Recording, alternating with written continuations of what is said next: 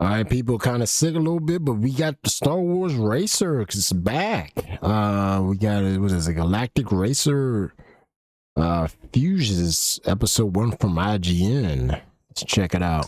Disney's been pretty smart in recent years about its Star Wars video games. Instead of relying solely on its small group of internal development teams, as it did a long time ago in a gaming galaxy far, far away, or signing an exclusivity deal with one single publisher, as it did last decade with EA, the mouse now hands its licenses, Star Wars included, to absolutely anyone with a great pitch. And we've already had one Game of the Year caliber masterpiece come out of this strategy. That would be 2024's Indiana Jones and the Great Circle from the Riddick and Wolfenstein veterans at Machine Games. Exactly. And so when Lucasfilm first announced Star Wars Galactic Racer earlier this year as a collaboration with developer Fuse Games, who counts a number of Burnout alumni in its ranks, my optimism immediately skyrocketed.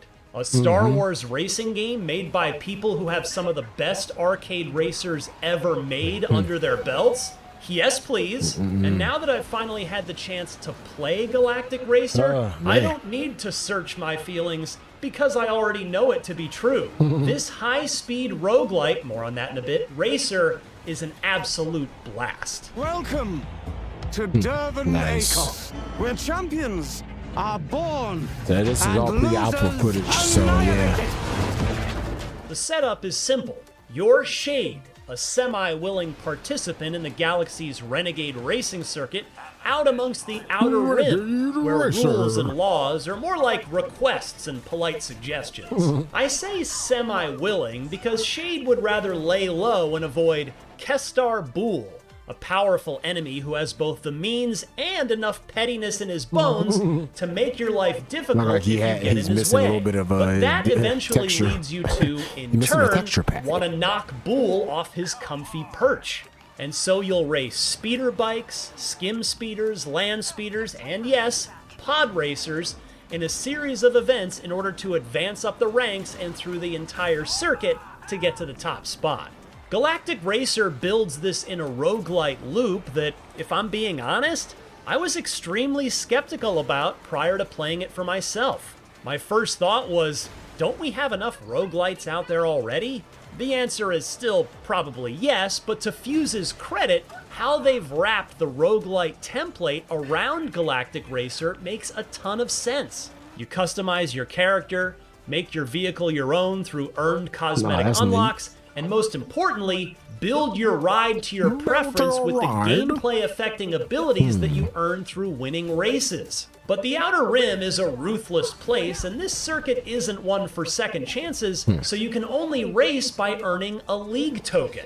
If you lose it in one of the Eliminator races you'll inevitably come upon during your run, and yes, they operate exactly the same as Burnout's Eliminator races, in which the last place driver is disqualified from the competition at the end of each lap, you'll have to start the run all over again. But in classic roguelite fashion, you'll be able to bring anything you've previously unlocked to the table as you have another go at it. And the Eliminators are no joke, I should add. In my 45-minute hands-on time, I did the first race or two in my run after customizing my character and then jumping right in, but then immediately hit my first Eliminator.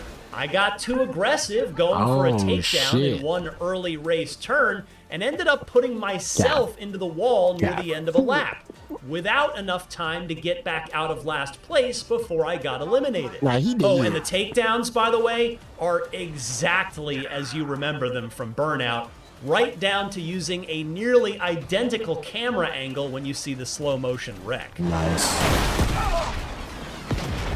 Did everyone see that? Anyway, I had to start the run again from scratch.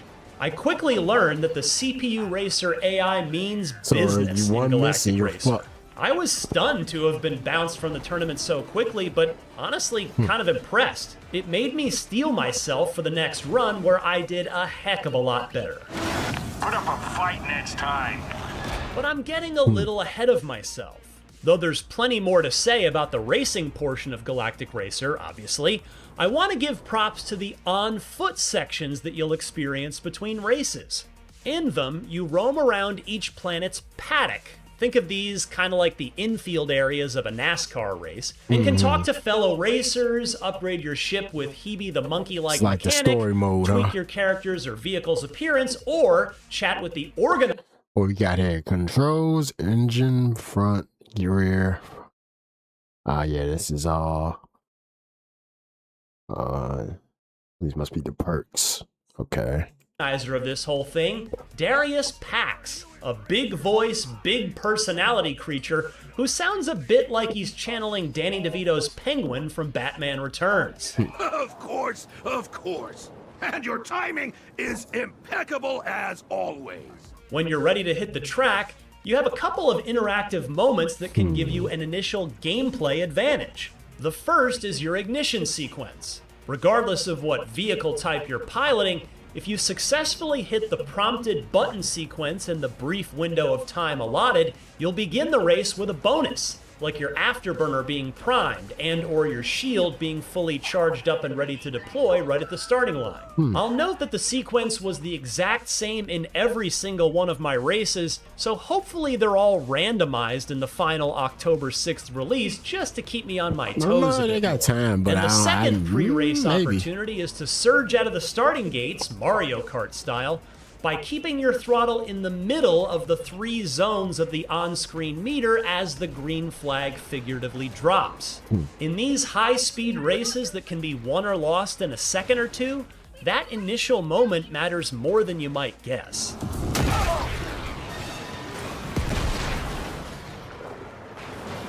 Okay, yes, properly nailing your ignition sequence is important, but what really makes or breaks your race is how frequently and effectively you use your abilities. I only saw a couple of them during my hands-on time, but there are plenty of them to unlock, and they'll wild, perfect landing up on allow you to craft a pretty bespoke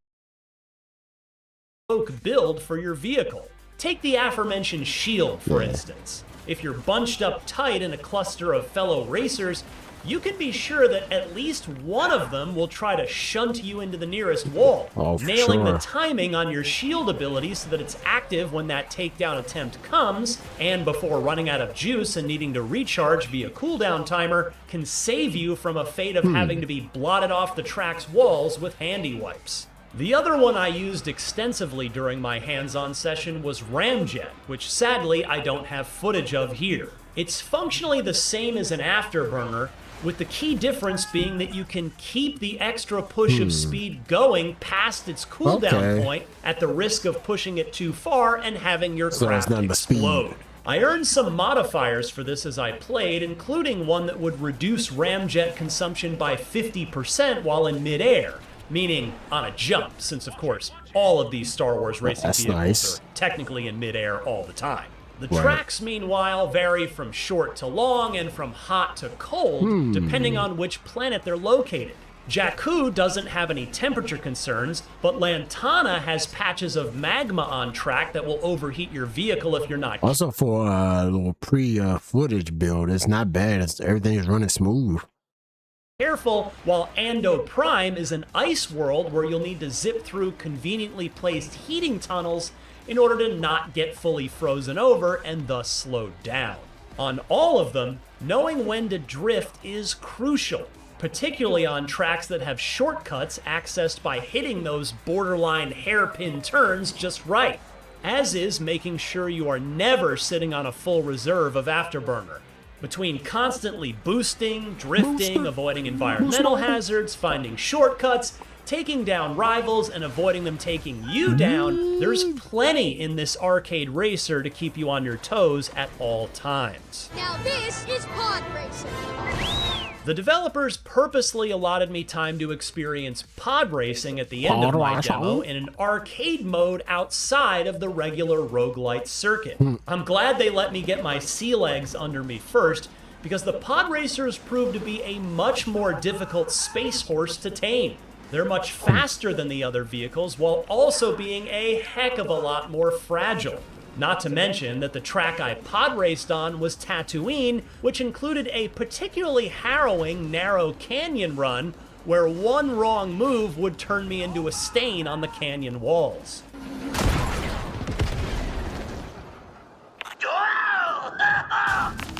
Once I get more comfortable with pod racing in the full game, I definitely want to play around with the camera angles. There's a cockpit view that looks especially cool on the pod racer, but requires your reflexes to be even quicker.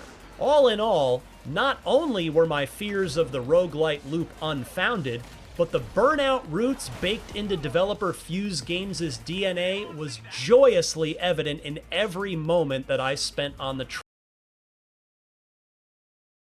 So it's pretty much just Burnout Star Wars with some little bit of hints of roguelike. track with Star Wars Galactic Racer.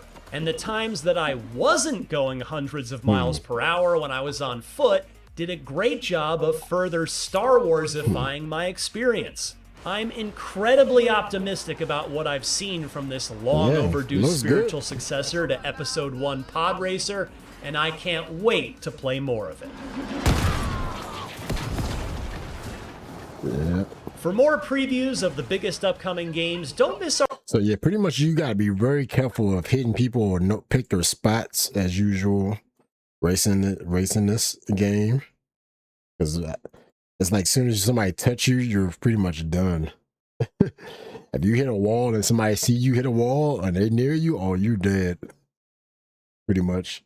It's like you can't not get near no wall. You can't not be in this wall over here or anything over there. You gotta be right in the middle. You miss one turn, oh yeah. I think a lot of people gonna be like this when they first start. Oh man, yeah. So far, it looks good to me. This is probably pre-alpha build, so they probably have it already polished up. Some areas, hopefully.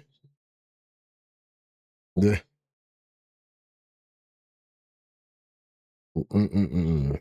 Like I said, as soon as you mess up, you're instantly done.